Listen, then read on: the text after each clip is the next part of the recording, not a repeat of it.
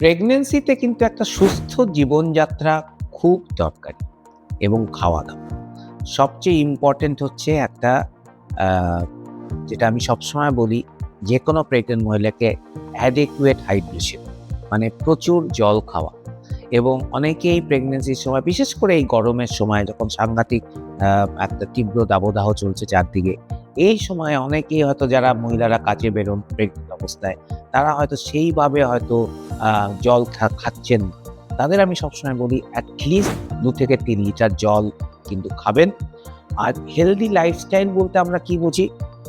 যদি কোনো মহিলা স্মোকিং করেন, সেটা যেন সে না করে, একদম বন্ধ। আর চা বা কফি হলে আমি সবসময় বলি এট লিস্ট ২ কাপ কফি, একটা সকালে, একটা বিকেলে। এর বেশি কিন্তু কফি না খাওয়াই ভালো।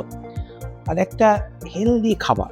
আমি তো সবসময় বারণ করি বাইরের খাবার খাবেন না, বিশেষ করে গরমকালে। বাইরের খাবার খেলে পেট খারাপ হলে প্রেগন্যান্সির ক্ষতি হবে। সুতরাং বাইরের খাওয়াটা আমি সবসময় বেশিরভাগ সময় বলি যে বাইরে থেকে খাবেন না। যেটা আপনার ইচ্ছে করছে আপনি নিজে বাড়িতে বানিয়ে খান। বাড়ির খাবার ভালো করে শাকসবজি যদি খেতে হয়, ভালো করে ধুয়ে তারপরে খাবেন এবং আ ফ্রিজে রেখে ২-৩ ধরে আমরা অনেক সময় খাই। সেই খাওয়াটাও কিন্তু প্রেগন্যান্সিতে খুব একটা উচিত নয়। তো প্রেগন্যান্সিতে মেইনলি যেটা হচ্ছে একটা হেলথি লাইফস্টাইল মেইনটেইন করতে হয় এবং সেইটা করলেই কিন্তু বেশিরভাগ সময় মা এবং বাচ্চা দুজনেই সুস্থ থাকে। এবং আরেকটা জিনিস আজকের যুগে যেটা বলা অত্যন্ত প্রয়োজন যে মহিলারা সব প্রেগনেন্ট মহিলারাই বেশিরভাগ সময় কাজ করতে বাইরে যান। তারা হয়তো বাসে চড়ছেন, ট্রামে যাচ্ছেন, অটোতে যাচ্ছেন বা মোটর বাইক চালিয়ে যাচ্ছেন বা স্কুটি চালিয়ে যাচ্ছেন।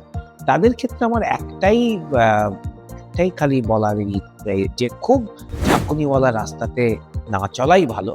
আ কারণ তাতে এর খুব যে ক্ষতি হয় তা নয়, কিন্তু বিরাট বড় একটা ঝাঁকুনি হলে নিজেরই একটা অসুবিধা হয়। এরকম লাইফস্টাইল যদি আমরা মেইনটেইন করতে পারি তাহলে খুবই ভালো। আরেকটা জিনিস যেটা আমি বলি, আজকালকার আইটি ইন্ডাস্ট্রিতে যারা কাজ করেন, সফটওয়্যারে কাজ করেন, তাদের ক্ষেত্রে এই কম্পিউটারের সামনে তো সারাক্ষণ বসে থাকতে হয়। তো আমি সবসময় প্রেগন্যান্সির সময় তাদের বলি যে চেষ্টা করবেন স্ক্রিন টাইমটা কমাতে। মানে আপনি দেখছেন হয়তো অনেকক্ষণ বেশ ১ ঘন্টা কাজ করলেন, তারপর ৫ মিনিট একটু হেঁটে এলেন, একটু ঘুরে এলেন, আবার ডেস্কে বসলেন। এরকম মানে একটা গ্যাপ নেবেন এবং গ্যাপের মধ্যে হালকা অল্প কিছু খাবেন।